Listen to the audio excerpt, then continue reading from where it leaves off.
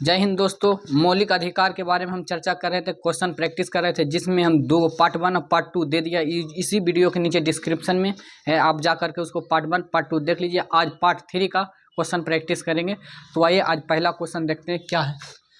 देखिएगा आज लिखा हुआ है 53 में, देखिएगा मौलिक अधिकारों के अंतर्गत कौन सा बच्चों के शोषण से संबंधित है। बच्चों के शोषण से संबंधित है। देखिएगा शोषण के विरुद्ध जो अधिकार है, शोषण के विरुद्ध अधिकार दिया जाता है 23 और अनुच्छेद 24। अनुच्छेद 23 कहता है बलात् श्रम पर रोक। अनुच्छेद 24 कहता है कि 14 साल से कम बच्चों 14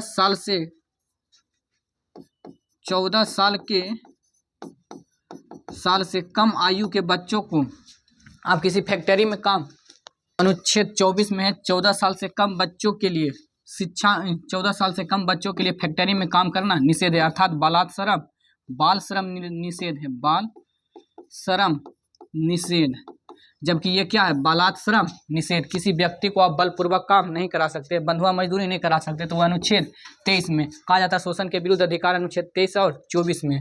तो बताइएगा मौलिक अधिकार का कौन सा अनुच्छेद बच्चों के शोषण से संबंधित है। अनुच्छेद 24 का था बाल श्रम निषेध। आगे देखिएगा क्वेश्चन नंबर 55, भारत के संविधान के अंतर्गत किस आयु के बालक को किसी अथवा अन्य संकटमय सेवा में लगाए जाने का प्रतिषेध किया गया। तो अभी बताए थे कि 14 साल से कम के आयु के बच्चों को किसी भी काम में नहीं कराया जा सकता। तो हमारा आंसर क्या हो जाएगा, 1 नंबर हो जाएगा आंसर। आगे देखिए कारखानों में अथवा खानों में कोई भी व्यक्ति नियुक्त नहीं किया जा सकता जब तक कि उसकी आयु कम से कम कितना वर्ष होना चाहिए।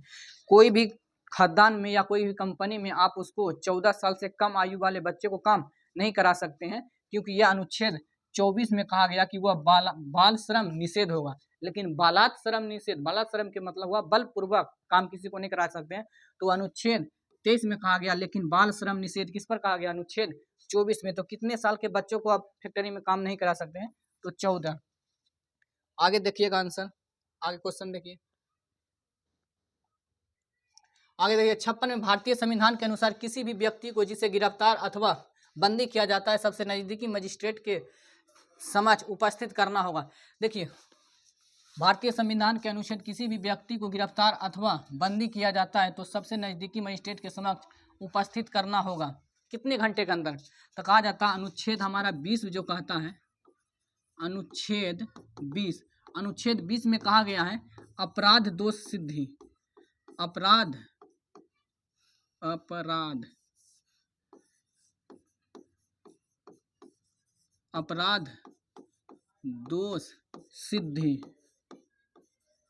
अपराध दोष सिद्धि से संरक्षण, अपराध दोष सिद्धि से संरक्षण मतलब को जब पर आप पर अपराध कर दिए तो आप जब तक अपराधी नहीं है, जब तक आपको न्यायालय सिद्ध न कर दे, इसके समय में वो 3 बातें कहा गया कि जिस आपका जो सजा जो मिलेगा, आपको जो सजा मिलेगा उस समय के कानून से मिलेगा, जिस समय उसी समय के कानून से सजा मिलेगा, उसी समय के कानून से आपको सजा मिलेगा। नंबर दूसरा में कहा गया कि खुद की गवाही बाध्य नहीं होगा, मतलब पुलिस के सामने जो आप गवाही दिए हैं कि हमको बलसबरी पीट करके उगलवा लेता है कि हाँ हम ही ये अपराध किए हैं, तो आपकी गवाही हुआ मान्य नहीं होगा। नंबर 4 में कहा गया कि एक अपराध के लिए एक सजा, एक अपराध के लिए एक सजा मिलेगा, ना कि एक बार अपराध किए आपको 4 बार उसी के मतलब सजा दे रहा। तो अनुच्छेद 20 में कहा गया कि अपराध दोष सिद्धि से संरक्षण, कितने चीजों के लिए संरक्षण दिया, तो आप खुद के गवाही का, आपके खुद का गवाही मान्यता नहीं होगा, ठीक है। उसके बाद एक अपराध के लिए एक सजा दिया गया। तो बताइए संविधान की किसी व्यक्ति को जिसे गिरफ्तार अथवा बंदी किया जाता है तो मजिस्ट्रेट के समक्ष उपस्थित करना होगा। ये तो अपराध दोष सिद्धि से संरक्षण हुआ। अनुच्छेद 22 कहता है गिरफ्तारी से संरक्षण, गिरफ्तारी से संरक्षण में 2 प्रकार की गिरफ्तारी होता है। एक गिरफ्तारी से संरक्षण, ये गिरफ्तारी से संरक्षण में 2 प्रकार से होता है। एक पुनिटिव डिटेंशन होता है, पुनिटिव डिटेंशन के तहत आप गिरफ्तार होते तो आपको 24 घंटा में मजिस्ट्रेट के सामने ले जाएगा और आपको वकील देगा, दलील सुनेगा। ठीक है, तो कितने घंटे के अंतर्गत में, 24 घंटा के अंतर्गत में कहता है, 24 घंटा के अंतर्गत आपको कहाँ ले जाया जाएगा, किसी मजिस्ट्रेट के सामने किया जाएगा, लेकिन इसमें आने जाने का समय को इंक्लूड नहीं किया जाएगा। आगे देखिएगा, 14 वर्ष से कम आयु के बहुत से गरीब बच्चे पटाखे बनाने के कारखाने में काम करते हैं। इनके कारखाने में बच्चों को काम करने से कौन सा मौलिक अधिकार का उल्लंघन होता है? तो कौन सा मौलिक अधिकार के? शोषण के विरुद्ध अधिकार। शोषण के विरुद्ध का अधिकार अनुच्छेद कितना से कितना दिया गया? 23 से 24। और 24 में क्या कहा गया? बाल श्रम निषेध। बाल श्रम निषेध। तो हमारा आंसर क्या होगा? ये हो जाएगा। आगे देखिए, निम्न में से किस अनुच्छेद में कहा गया है कि किसी भी व्यक्ति को एक अपराध के लिए एक बार से अधिक अभियोजित एवं दंडित नहीं किया जा सकता? तो अभी बताए थे अनुच्छेद 20। अनुच्छेद 20 में कहा गया अपराध दोष सिद्धि से संरक्षण। अपराध दोष सिद्धि से संरक्षण में 3 बातें कहा गया है। नंबर 1, पहली बात में जो कहा गया कि खुद की गवाही बाध्य नहीं होगा और आपको उस समय के कानून से सजा दिया जाएगा और एक अपराध के लिए एक ही सजा दिया जाएगा। वो कितना में कहा गया? अनुच्छेद 20 में। अनुच्छेद 21 में कहा गया है प्राण एवं दैहिक की स्वतंत्रता। अनुच्छेद 22 में कहा गया गिरफ्तारी से संरक्षण। जबकि अनुच्छेद 17 क्या कहा गया? बताइएगा, अनुच्छेद 17 क्या कहा गया? चलिए अगला क्वेश्चन देखिए। आगे देखिए, भारतीय संविधान कोई अपराध किए जाने के लिए किसी सामान्य व्यक्ति जिसे किसी सामान्य विधि के अंतर्गत गिरफ्तार किया गया हो तो निम्नलिखित में से कौन सा अधिकार प्रदान करता है? गिरफ्तारी के कारण शीघ्रता से जानने का अधिकार, गिरफ्तारी के 24 घंटे के अंतर, उपयुक्त में से सभी।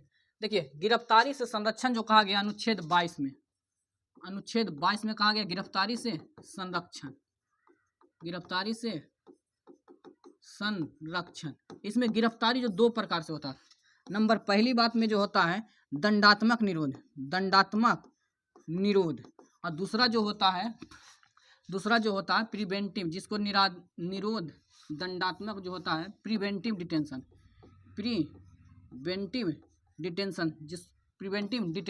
अगर पुलिस आपको प्रिवेंटिव डिटेंशन के तहत गिरफ्तार करेगा तो आपको ना तो वारंट दिखवेगा, ना ही आपको 24 घंटा के अंतर्गत में आपको जज के पास ले जाएगा, ना तो आपको दलील देगा, ना ही आपको कोई वकील सुनेगा। ठीक है, लेकिन दंडात्मक निरोध ये सामान्य कानून में होता है। जब किसी को आप माथा उथा फाड़ दिए या कुछ कर दिए तो उस समय जो आपको पुलिस आवेगा पकड़ने के लिए तो आपको पहले वारंट दिखाएगा और 24 घंटा के अंतर्गत में आपको मजिस्ट्रेट के तहत ले जाएगा। उसके बाद आपको वकील देगा। ठीक है, उसके बाद आपको वकील देगा और आपको किस तरह से गिरफ्तार किया जाए ये सारा चीज़ आपको बतलाएगा। तो हमारा आंसर क्या हो जाएगा? भारतीय संविधान का कोई अपराध किए जाने के सामान्य व्यक्ति मतलब कोई सामान्य अपराध किया उसके लिए किसी व्यक्ति को विधि के अंतर्गत गिरफ्तार किया जाता है तो निम्नलिखित में से कौन सा अधिकार प्रदान करता है? तो कौन सा अधिकार प्रदान करता है? वारंट दिखाने के लिए, मैंने वारंट देख सकता है। 24 घंटा के अंतर्गत उसको कहाँ भेज सकता? जज के सामने उसको वकील मिल सकता है। तो ये हमारा क्या होगा?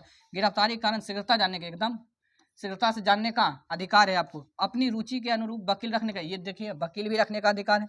गिरफ्तारी 24 घंटे के अंदर मजिस्ट्रेट के सामने, ये भी बात है। तो हमारा आंसर क्या हो जाएगा? उपयुक्त में से सभी। आप प्रिवेंटिव दंडात्मक निरोध के तहत गिरफ्तार होते तो आपको ये चारों चीज़ दिखाएगा पुलिस, उसके बाद ही आपको ले जाएगा। लेकिन जब आप प्रिवेंटिव डिटेंशन के तहत गिरफ्तार होते हैं, प्रिवेंटिव डिटेंशन का मतलब खतरनाक काम किए, जैसे आप कुछ भाषण दिए जिससे क्या होता है दंगा भड़क जाता है, ये अपराध होने के बाद गिरफ्तार किया जाता है, लेकिन ये अपराध होने से पहले ही गिरफ्तार कर लिया जाता है। ठीक है, तो दंडात्मक तो मतलब भयानक काम, जैसे घर जला दिए, कुछ कर दिए, उसके तहत आपको प्रिवेंटिव डिटेंशन के तहत लिखा जाता है। इसके बाद 24 घंटा के अंदर में आपको पुलिस के सामने भी नहीं लिया जाएगा और आपको पुलिस अपने साथ में रखेगा, पीटेगा, पूरा करेगा, लेकिन 24 घंटे के अंदर में जज के सामने नहीं लिया जाएगा। आगे देखिएगा, धार्मिक स्वतंत्रता का अधिकार संविधान के, बताइएगा धार्मिक स्वतंत्रता का अधिकार किस अनुच्छेद में वर्णित है? किस अनुच्छेद में? देखिए, धार्मिक स्वतंत्रता का अधिकार जो है 25 से 28 में दिया गया। 25 से 28 में तो ये अनुच्छेद 14 से ये तो समानता का अधिकार है, 23 से 24 ये शोषण के विरुद्ध अधिकार है, 19 से 22 ये स्वतंत्रता का अधिकार है, 25 से 28 यदि देखिए यहाँ 30 दे दिया, या 25 से 28 होगा। हमारा आंसर क्या हो जाएगा? यही हो जाएगा। धार्मिक स्वतंत्रता के संविधान में किन अनुच्छेदों में वर्णित है? धार्मिक स्वतंत्रता अनुच्छेद 25 से 28। आगे देखिएगा 61 नंबर क्वेश्चन। 1 नंबर, भारतीय संविधान के अनुच्छेद में 25 का संबंध किया है। अनुच्छेद 25 का देखिए, अनुच्छेद 25 क्या कहता है? अनुच्छेद 25, 26, 27 और 28। अनुच्छेद 25 कहता है अंतःकरण। अंतःकरण। अनुच्छेद 26 कहता है सामूहिक धर्म प्रचार। सामूहिक धर्म प्रचार। अनुच्छेद 27 कहता है टैक्स नहीं लगेगा, मतलब धार्मिक कार्यों के लिए रखा पैसा पर टैक्स नहीं लगेगा। 28 में कहता है सरकारी संस्था में धार्मिक काम नहीं होगा। धार्मिक काम नहीं होगा। तो बताइएगा, अनुच्छेद 25 में कहता अंतःकरण। अंतःकरण का मतलब हुआ व्यक्तिगत धार्मिक स्वतंत्रता। जैसे हमको मन है किसी मुस्लिम धर्म का कोई किताब पढ़ने के लिए, कुरान पढ़ने, तो हम पढ़ सकते हैं, ये हमारा व्यक्तिगत मामला। तो ये व्यक्तिगत जो अधिकार देता है अनुच्छेद 25 के तहत देता है। 26 के कहता है सामूहिक तौर पर, जैसे आप हवन करा सकते हैं, आप अश्वमेध यज्ञ करा सकते हैं, यज्ञ करा सकते हैं। ये यज्ञ तक कराने के लिए जो अधिकार देता है संविधान अनुच्छेद 26 के तहत देता है सामूहिक अधिकार। ठीक है। अनुच्छेद 27 में कहता कि आप किसी के मंदिर बनाने के लिए पैसा रखें तो उस पर भी टैक्स नहीं लगेगा। अनुच्छेद 28 में कहा गया है कि अब कोई भी संस्था में धार्मिक शिक्षा नहीं दिया जाएगा, ना ही धार्मिक काम होगा। जहाँ सरकारी जो संस्थान है उसमें धार्मिक शिक्षा नहीं दिया जाएगा, ना ही धार्मिक काम हुआ पर होगा, जो भी काम होगा सरकारी से संबंधित होगा। तो इसमें क्या गया, भारतीय संविधान के अनुच्छेद 25 का संबंध क्या है? यह धर्म की स्वतंत्रता से, धार्मिक की स्वतंत्रता, समानता का अधिकार कितना दिया? 14 से 18 में। संपत्ति का अधिकार अनुच्छेद 31 में। अल्पसंख्यकों की स्वतंत्रता से कितना? अनुच्छेद 29 से 30 में। तुम्हारा आंसर क्या हो जाएगा? धर्म की स्वतंत्रता। आगे देखिएगा 62 नंबर क्वेश्चन। 62, धार्मिक स्वतंत्रता के अधिकार के संविधान में अंतर्गत सम्मिलित है। धार्मिक स्वतंत्रता, धर्म प्रचार करने का अधिकार, सही बात है। सिखों को कृपान धारण करने के अधिकार है। राज्यों का समाज सुधारक विधिक निर्माण करने का। देखिए अनुच्छेद 25 कहता है कि व्यक्तिगत अधिकार है, व्यक्तिगत धार्मिक आजादी है। जैसे कोई व्यक्तिगत धार्मिक अधिकार है, जैसे इसी में अनुच्छेद 25 में कहता है कृपान रखने की। जो सिख होते हैं वो पगड़ी, कृपान तथा कंघा, ये 4 चीज रखते हैं, तो उसको अधिकार दिया गया अनुच्छेद 25 के तहत। मुस्लिम महिलाओं में हिजाब पहनने के अधिकार है, वो भी अनुच्छेद 25 के तहत है। हिंदू महिलाओं को सिंदूर लगाने की, हिंदुओं को लोगों को टिक्की लगाने की, चंदन लगाने की, ये अधिकार हमेशा किस में देता? अनुच्छेद 25 के तहत देता। तो ये अनुच्छेद 25 के तहत हमारा जो होगा कौन? धर्म का प्रचार करने का और सिखों को कृपान धारण करने का अधिकार। लेकिन राज्यों को समाज सुधारक विधि निर्माण करने का निर्माण अधिकार, ये मौलिक अधिकार नहीं है, इसलिए ये भी नहीं है और ये भी नहीं है। धार्मिक निकायों में लोगों की धर्म परिवर्तन आप नहीं करा सकते। तो हमारा आंसर क्या हो जाएगा? 1 और 2 सही है। ये आंसर देख क्या देता है? 3 नहीं होगा, जिसमें 3 4 होगा नहीं होगा, 3 4 रहेगा उसमें नहीं आंसर होगा। हमारा आंसर क्या होगा? यही हो जाएगा। ये 3 का नहीं होगा, आंसर क्या होगा? 1 और 2 होगा। गलत आंसर देता है इसमें। आगे देखिएगा, संविधान के किस अनुच्छेद द्वारा सिखों को द्वारा कृपान धारण करने की धार्मिक आजादी? अभी बताए थे अनुच्छेद 25 के तहत व्यक्तिगत, हमारा क्या हुआ? अनुच्छेद 25। आगे देखिए 64 में, संविधान द्वारा प्रदत्त धार्मिक अधिकारों पर राज्य किन किन अधिकारों पर प्रतिबंध लगा सकता है? ये बहुत अच्छा क्वेश्चन है, इसको बताइए तो आंसर। संविधान द्वारा धार्मिक अधिकारों को राज्य किन आधारों पर प्रतिबंध लगा सकता है? मतलब धार्मिक का जो अधिकार है, जो आपको जो धार्मिक अधिकार देता है, मौलिक अधिकार, वो किन मामलों पर सरकार उस पर प्रतिबंध लगा सकता है? बताइए किन मामलों पर अधिकार प्रतिबंध लगा सकता है? तो कहा गया है लोक व्यवस्था। कहा जाता है कि जब आपको लाइन ऑर्डर सुधारने की बात हो तब वहाँ धर्म प्रचार करने वाले बात नहीं चलेगा। जैसे मान के चलिए धारा 144 लगल है, तो आप वहाँ कोई भी धार्मिक चीजें नहीं कर सकते, ना ही धार्मिक कोई काम कर सकते हैं। वहाँ आपको क्या करना पड़ेगा? वहाँ सीमित करना पड़ेगा। आपको मूल अधिकार को क्या करना पड़ेगा? सीमित कर दिया जाता है। सदाचार के नियम, देश में भाईचारा बनाने के लिए अगर देश में भाईचारा बनाने के लिए अगर धार्मिक अधिकारों पर थोड़ा प्रतिबंध लगाना पड़े तो सरकार प्रतिबंध लगा सकता है। ये स्वास्थ्य में क्या होता है? कहा जाता है कि जब आप कहीं अस्पताल में दिखाने जाइएगा, इलाज कराने जाइएगा, तो हुआ हिंदू मुस्लिम का धर्म चोला ओढ़ के मत जाइए, क्योंकि हुआ सरकारी काम हो रहा। सरकारी काम के लिए सरकार अपने धर्म से ऊपर उठ करके हुआ कानून बनाता है। ये कि नहीं आप इलाज कराने गए हैं और उसके बाद हिजाब लगे लें कि नहीं मेरा ये मूल अधिकार है, हुआ ये मूल अधिकार नहीं चलेगा, क्योंकि हुआ सरकार का अधिकार है, सरकार अपना वो काम कर सकता है। तो किन स्थितियों में आपको धार्मिक अधिकार को प्रतिबंध लगा सकता है? तो स्वास्थ्य के आधार पर, सदाचार के आधार पर, लोक व्यवस्था मतलब जन कल्याण के लिए, लोक व्यवस्था मतलब क्या होता है, लाइन ऑर्डर सुधारने के लिए आपको ये तीनों पर प्रतिबंध लगा सकता है। तो हमारा आंसर क्या हो जाएगा, 1 2 3। आगे देखिए, संविधान के किन अनुच्छेदों के अंतर्गत अल्पसंख्यकों को अपनी संस्कृति का संरक्षण तथा अपनी पसंद की शिक्षा संस्थान की स्थापना। देखिए, अल्पसंख्यकों से संबंधित अधिकार दिया गया 29 से 30। 29 से 30, आइए 29 से 30 में कहा गया ये अल्पसंख्यकों का क्या है, शिक्षा एवं संस्कृति का अधिकार है। शिक्षा एवं संस्कृति का अधिकार है। शिक्षा एवं संस्कृति का अधिकार है। शिक्षा एवं संस्कृति का अधिकार है। लेकिन ये किसके पास अधिकार है, ये अल्पसंख्यकों के लिए है। अल्पसंख्यकों के लिए 29 से जो 30 है, जो शिक्षा एवं संस्कृति का अधिकार है, ये सिर्फ किसको दिया गया, अल्पसंख्यकों के लिए दिया गया। अनुच्छेद 29 में कहा गया है, अनुच्छेद 29 में कहा गया कि अल्पसंख्यक का हितों का संरक्षण। इसमें हितों का क्या है, संरक्षण। अल्पसंख्यक के हितों का संरक्षण का मतलब हुआ कि अल्पसंख्यक, ऐसे अल्पसंख्यक किसको कहते हैं, जिसकी जनसंख्या 10% से कम हो। ठीक है, जिसकी जनसंख्या 10% से कम हो, या वो आदमी क्या हो, धार्मिक रूप से हो, या कल्चरल रूप से कम हो, या भाषा के आधार पर कम हो, तो इसको क्या बोला जाता है, उसको बोला जाएगा अल्पसंख्यक। अगर ये अल्पसंख्यक 10% से कम है तो उसको अल्पसंख्यक बोला जाता है। तो अनुच्छेद 29 में कहा गया उसके हितों का संरक्षण। अगर अल्पसंख्यक किसी भी विद्यालय में पढ़ने जाते हैं तो उसको रोक नहीं है। अगर अनुच्छेद 30 में कहा गया कि अगर अल्पसंख्यक दूसरे के स्कूल में जा करके वो आप, जिसे जैन धर्म वाला है, जैन धर्म वाला किसी हिंदू वाला में जाकर पढ़ने के लिए, तो उसको अच्छा नहीं लगेगा, इसलिए उसको पढ़ने के लिए एक अलग अपनी संस्था खोल सकता, मतलब शिक्षा संस्थान खोल सकता है। शिक्षा संस्थान खोलने की आज़ादी अल्पसंख्यकों को कितना दिया, अनुच्छेद 30 में। और इसका जो पैसा लगेगा शिक्षा संस्थान खोलने के, पैसा का प्रबंध कौन करवाएगा, तो सरकार इसका प्रबंध करवाएगा। चलिए अगला 65 में क्या है, संविधान के किन अनुच्छेदों के अंतर्गत अल्पसंख्यकों को अपनी संस्कृति को संरक्षण तथा अपनी मनपसंद की शिक्षा संस्थाओं में स्थापना का संचालन देता। अनुच्छेद 29 से 30, 30 39 ये है नहीं, बाकी ये सब नहीं। अनुच्छेद क्या होगा, 29 और 30।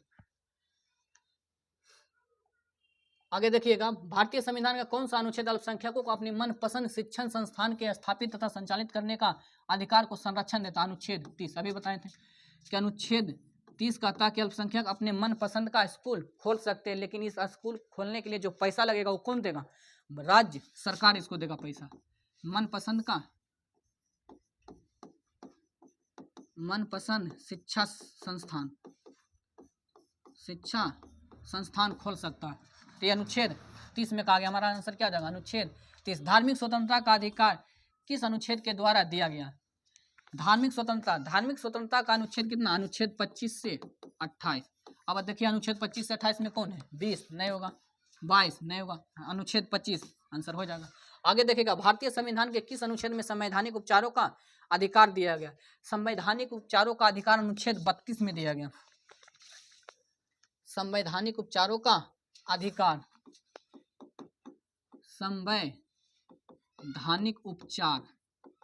संवैधानिक उपचार का अधिकार दिया गया अनुच्छेद 32। इसी अनुच्छेद 32 को हृदय कहा गया था। हृदय और आत्मा, ये हृदय और आत्मा कौन कहे थे, भीमराव अंबेडकर कहे थे। ये संवैधानिक उपचार का अधिकार है। संवैधानिक उपचार होता क्या, जब आपके मूल अधिकार कोई सरकार या कोई आपस में व्यक्ति आपको छीन रहा, आपको बोलने नहीं दिया जा रहा, या आपको किसी जगह रहने नहीं दिया, आपके शरीर को क्षति पहुंचा रहा था, ये आपका मूल अधिकार है, इससे आप वंचित नहीं हो सकते। अगर आपको ये सारा चीज़ कर रहा, मतलब आप पर जास्ती कर रहा, तो आप कहाँ जा सकते हैं, सुप्रीम कोर्ट जा सकते हैं। अनुच्छेद 32 के तहत, ये अनुच्छेद 32 को ही बोला गया संवैधानिक उपचार का अधिकार। ये संवैधानिक उपचार का अधिकार किसके पास है, सुप्रीम कोर्ट और हाई कोर्ट के पास है। सुप्रीम कोर्ट और हाई कोर्ट के पास है। सुप्रीम कोर्ट अनुच्छेद 32 के तहत, हाई कोर्ट अनुच्छेद 226 के तहत उपचार करता है। ठीक है, तो हमारा आंसर क्या हो जाएगा, भारतीय संविधान के किस अनुच्छेद में संवैधानिक उपचारों का अधिकार दिया गया, अनुच्छेद 32। आगे देखिए, निम्नलिखित में से कौन से मौलिक अधिकार में से किसे डॉक्टर भीमराव अंबेडकर ने संविधान का हृदय आत्मा कहा गया था, कौन था, संपत्ति का अधिकार, संवैधानिक उपचार का अधिकार, अनुच्छेद 32 में। आंसर यही हो जाएगा। शिक्षा का अधिकार कितना में, अनुच्छेद 29 से 30 में शिक्षा का अधिकार 29 और 30 में। आज धार्मिक स्वतंत्रता ये सब तो हो ही गया, लेकिन संपत्ति का अधिकार अनुच्छेद 31 में था, लेकिन अभी ये है कहाँ, अनुच्छेद 31 में संपत्ति का अधिकार था, लेकिन ये संपत्ति का अधिकार को 44वां संविधान संशोधन के तहत 44वां संविधान संशोधन के तहत इसको हटा दिया गया और इसको क्या बना दिया गया, कानूनी अधिकार बना दिया गया। इस कानूनी अधिकार में ये अनुच्छेद 31 को हटा दिया गया मूल अधिकार से, और इसको ये संपत्ति के अधिकार को कौन सा अधिकार बना दिया गया, कानूनी अधिकार बना दिया गया। ये कानूनी अधिकार अनुच्छेद 300 के क में जोड़ दिया गया। मतलब आपका संपत्ति का अधिकार आपका मूल अधिकार नहीं है, लेकिन ये संपत्ति का अधिकार आपका कानूनी अधिकार है। मूल अधिकार हुआ होता था कि आपको कोई छीन नहीं सकता, लेकिन कानूनी अधिकार के मतलब हुआ कि आपको टोला पड़ोस वाला छीनेगा तो सरकार बचावेगा, लेकिन अगर सरकार छीन लिया तो सरकार के खिलाफ आप कोर्ट नहीं जा सकते। देखिए आंसर हमारा क्या हो जाएगा, संवैधानिक उपचारों का अधिकार परिस्थितियों में निलंबित हो सकता है। अगला क्वेश्चन है, संवैधानिक उपचारों का अधिकार किन परिस्थितियों में निलंबित हो सकता है। सेना के सदस्यों के संबंध में, ये सभी के संबंध में आपको संवैधानिक उपचारों को कहा जाता है कि संवैधानिक उपचार क्या है, मूल अधिकार को संरक्षण का प्राप्त करता है। लेकिन कहा जाता है कि जहां सेना का कानून होगा वहां आपका मूल अधिकार नहीं चलेगा, तो इसके तहत आप संविधान के हुआ अनुच्छेद 32 का प्रयोग करके सुप्रीम कोर्ट भी नहीं जा सकते। ठीक है, अगर जहां आपातकाल लगल रहेगा तो आपातकाल में आपका मौलिक अधिकार नहीं चलता, वहाँ सिर्फ सेना का काम चलता, सरकार का काम चलता, वहाँ पर भी आपको कोई यहाँ मदद नहीं दे सकता। तो कहा जाता है कि अनुच्छेद 32 जो संवैधानिक उपचार का अधिकार है, अनुच्छेद 32 कब निष्क्रिय हो जाता है या निलंबित हो जाता है, तो आपातकाल की स्थिति में, सेना के सदस्यों के संबंध में, और या जब सैनिक विधि लागू हो, तो इस सब में क्या हो जाता है, हमारा आंसर क्या हो जाएगा, डी। आगे देखिएगा 70 नंबर क्वेश्चन। आगे देखिए, संवैधानिक उपचारों का अधिकार किन परिस्थितियों में निलंबित हो जाता है, ये तो अभी बताए थे, उपयुक्त में सभी में। 71 में निम्नलिखित में से कौन सा अधिकार भारतीय संविधान के अनुच्छेद 32 के अंतर्गत प्रवर्तित किए जा सकते हैं। संवैधानिक अधिकार, कहा जाता है निम्नलिखित में से कौन सा भारतीय संविधान के अनुच्छेद 32 के अंतर्गत परिवर्तित किया जाए, मतलब इम्फोर्स कर सकते हैं। आपका कोई भी अधिकार छीन गया तो आप इम्फोर्स कर सकते हैं। तो इम्फोर्स किसके बारे में करते हैं, जब आपका मूल अधिकार को छीना जाता है तभी आप इम्फोर्स कर सकते हैं। तो हमारा क्या आंसर हो जाएगा, मौलिक अधिकार। आगे देखिए, मौलिक अधिकारों को लागू करने के लिए निरुक्त में से किस न्यायालय द्वारा जारी किया जा सकता है। कहा जाता है मौलिक अधिकार को रक्षा करने के लिए अनुच्छेद 32 या अनुच्छेद 226 के तहत रीट जारी किया जाता है। इसी रीट जारी जो अनुच्छेद 32 के तहत होगा वो संवैधानिक उपचार होगा, 226 के तहत होगा जो हाईकोर्ट क्या करेगा, संवैधानिक उपचार करेगा। तो क्या जारी करता है, रीट जारी करता है। कितने प्रकार की रीट जारी करता है, तो 5 प्रकार के रीट जारी करता है। सबसे पहला नंबर में होता है बंदी प्रत्यक्षीकरण। नंबर दूसरा में होता है परमादेश। नंबर तीसरा में होता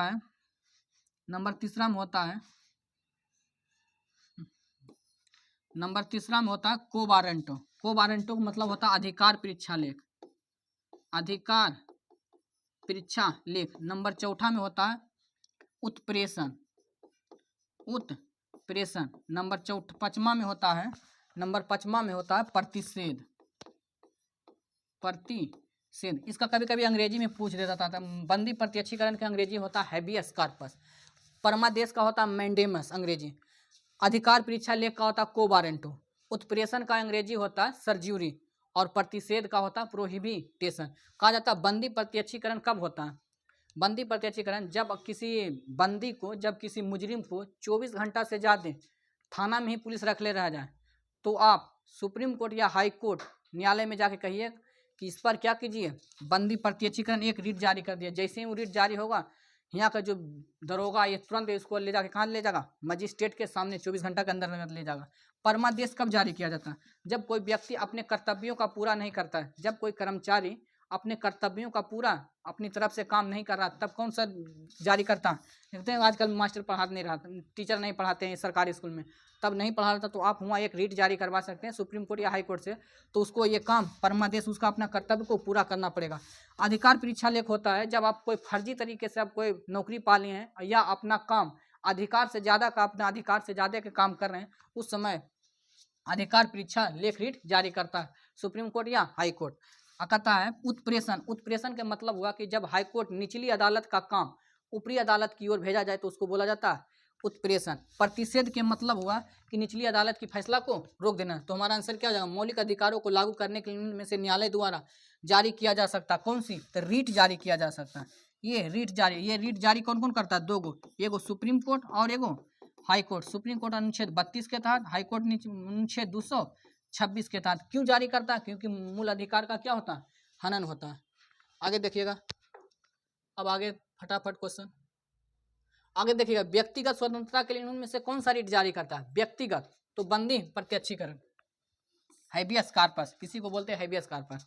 बंदी प्रत्यक्षीकरण मतलब कोई जब व्यक्तिगत, मतलब कोई व्यक्ति जेल में है और उसको कहा गया कि 24 घंटा के अंतर्गत में मजिस्ट्रेट के सामने, लेकिन वो पुलिस पैसा लेने के चक्कर में 3 दिन तक अपने साथ रखता है, तो ये बात आप जाकर के सुप्रीम कोर्ट या हाई कोर्ट में कह सकते हैं, लेकिन उतना दूर कोई जाता ही नहीं है, ठीक है। तो वहाँ क्या हो जाता है, हैबियस कार्पस वहाँ से भेजेगा, हैबियस कार्पस वहाँ से भेजेगा सुप्रीम कोर्ट या हाई कोर्ट, कहेगा कि उसको जल्दी से जल्दी ले जाओ, कहाँ, मजिस्ट्रेट के सामने ले जाओ, लेकिन उतना दूर तक जाता ही नहीं, हैबियस कार्पस किया जाता है, ठीक है। हैबियस कार्पस का मतलब हुआ बंदी प्रत्यक्षीकरण। को वारंटो कब लगाया जाता है, जब अपने अधिकार से बाहर का काम करता है या फर्जी तरीके से काम कर रहा। मैंडेमस के मतलब क्या हुआ, अपना कर्तव्य का पालन नहीं कर। सर्ज्यूरी का मतलब क्या हुआ, सर्ज्यूरी का मतलब सर्ज्यूरी का मतलब हुआ कि निचली अदालत का काम आप ऊपरी अदालत में सौंपिए। तो हमारा आंसर क्या हो जाएगा, हैबियस कार्पस। यह व्यक्तिगत स्वतंत्रता का हनन होता है। अनुच्छेद 74 में कहा गया कौन व्यक्तिगत स्वतंत्रता से संबंधित है, तो बंदी प्रत्यक्षीकरण। आगे चलिए, हो गया।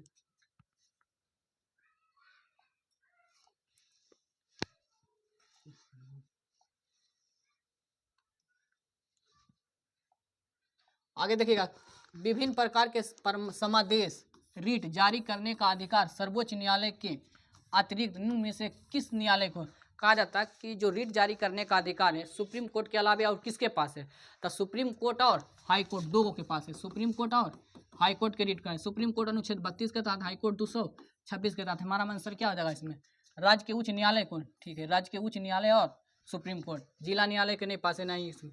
बंदी प्रत्यक्षीकरण हैबियस कार्पस की अतिरिक्त निम्न में से कौन सा याचिका को उच्च न्यायालय जारी कर सकता है, मतलब प्रत्यक्षीकरण जो है याचिका उच्च न्यायालय जारी कर सकता है। मतलब सुप्रीम कोर्ट भी क्या करता है, जारी करता है, रीट जारी करता है 5 को। उसके बाद ये भी हाई कोर्ट भी 5 प्रकार के रीट जारी करता है, ये भी 5 प्रकार के रीट जारी करता है, और सुप्रीम कोर्ट भी 5 प्रकार के रीट जारी करता है। तो हमारा आंसर क्या हो जाए, क्या करा, बंदी प्रत्यक्षीकरण हैबियस में से याचिका को उच्च न्यायालय, मतलब कहा जाए कि उच्च न्यायालय हैबियस कार्पस मैंने बंदी प्रत्यक्षीकरण के अलावा और कौन कौन सा रीट जारी करता है, तो उत्प्रेषण भी करता है, अधिकार परीक्षा लेख भी करता है, परमादेश और प्रतिषेध, चारों करता है। तो हमारा आंसर क्या हो जाएगा, चारों। आंसर क्या है, 77 में बंदी प्रत्यक्षीकरण याचिका हैबियस कार्पस रीट है। बंदी प्रत्यक्षीकरण याचिका रीट कौन जारी करवा सकता है, ये तो जारी करता है सुप्रीम कोर्ट, हाई कोर्ट, लेकिन जारी करवाने के लिए कौन जा सकते हैं, तो आपका करीबी व्यक्ति भी जा सकते हैं या कोई भी व्यक्ति जा सकते हैं। कोई भी व्यक्ति आपको रीट जारी करवाने के लिए जा सकता था। इसमें क्या देगा, केवल निरुद्ध व्यक्ति, मतलब कोई, मतलब केवल निरुद्ध है, मतलब कोई जो आपको विरोधी वही जा सकता है। तो कोई विरोधी जाएगा आपको छुड़ाने के लिए, ये हो नहीं सकता। केवल हितबंद कहा गया, कोई भी हितबंदी, मतलब जो आपका हित है या परिवार वही जा सकता है। तो ये भी बात नहीं कहा केवल में, इसमें कहा कि कोई भी व्यक्ति जा सकता है, या तो आपका विरोधी हो या कोई जानकार हो या आपका परिवार, तो इसमें कोई भी व्यक्ति जा सकता है। तो हमारा आंसर क्या है, निरुद्ध व्यक्ति या हितबद्ध व्यक्ति कोई भी जा सकता है। तो आंसर यही होगा। किसी भी निजी व्यक्ति भी जा सकता है या बाहर भी चला सकता है। हमारा आंसर क्या हो जाएगा, 4। 78 में से किस व्यक्ति निम्नलिखित में से किस स्थिति में बंदी प्रत्यक्षीकरण याचिका हैबियस कार्पस जारी होता है। हैबियस कार्पस कब जारी होता है, तो कहें कि जब बंदी को 24 घंटा से ज़्यादा पुलिस थाना में रखे, तब वहाँ क्या जारी होता है, बंदी प्रत्यक्षीकरण। तो हमारा क्या हुआ, दोषपूर्ण नज़र बंदी के समय, संपत्ति की हानि, ये सब में नहीं होता। हमारा यही होगा आंसर। 78। 79 देखिएगा, 79 देखिए, किसी भी व्यक्ति का अवैध निरोध के मामले में न्यायालय द्वारा जारीकृत परमादेश निम्न में से कौन है। अवैध निरोध के मामले में, अवैध निरोध मतलब अवैध तरीके से आप पकड़ ले हैं, पकड़ के रख लें, तो उस समय जो न्यायालय द्वारा जारीकृत परमादेश होगा, परमादेश में से कौन है, उत्प्रेषण, क्या है सर, परमादेश, ये क्या होता है, बंदी प्रत्यक्षीकरण। किसी व्यक्ति को अवैध तरीके से आप रख लें तो उस समय में कौन सा जारी करता है? बंदी प्रत्यक्षीकरण। ठीक है, आगे चलते क्वेश्चन में 80 में निम्नलिखित में से किस याचिका रीट का शाब्दिक अर्थ होता है? हम आदेश देते हैं। तो परमादेश का मतलब होता है, परमादेश का अर्थ होता है कि हम आदेश देते हैं। परमादेश के मतलब परम आदेश, मतलब इसके आदेश के ऊपर कोई भी आदेश नहीं है। तो हमारा ये परमादेश कब जारी करता है? जब कोई व्यक्ति अपना कर्तव्य पूरा ढंग से काम नहीं कर रहा तो उस कर्मचारी के खिलाफ परमादेश लाया जाता है। तो क्या है, हम आदेश देते हैं किसके तहत? परमादेश के तहत। बंदी प्रत्यक्षीकरण के मतलब क्या हो? 24 घंटा के अंदर में जज के सामने। अधिकार परीक्षा लेख मतलब फर्जी तरीके से आप काम कर रहे हैं।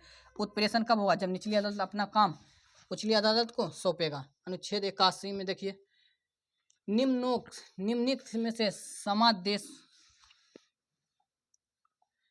निम्नलिखित में से समादेश में से कौन सा समादेश किसी अवैध व्यक्ति से सरकारी को बचाने के लिए जारी किया जाता है? किसी अवैध व्यक्ति से सरकार को बचाने के लिए किया जाता है। उत्प्रेषण, परमादेश, निषेध या अधिकार परीक्षा लेख। किसी अवैध व्यक्ति से सरकारी को पद को बचाने के लिए। इसमें कहा गया कि जब कोई व्यक्ति अधिकार परीक्षा लेख, मतलब अधिकार परीक्षा लेख जहाँ होता है जब कोई व्यक्ति फर्जी तरीके से नौकरी ले लिया और उसको मतलब सही करने के लिए सुप्रीम कोर्ट कौन सा आदेश जारी कर सकता है या हाई कोर्ट कौन सा रीट जारी करता है? तो अधिकार परीक्षा लेख जारी करता है। ठीक है, अधिकार परीक्षा लेख कहा गया कि अवैध व्यक्ति से जब सरकारी को पालन करवाने के लिए कौन सा रीट जारी करता है? अधिकार परीक्षा लेख।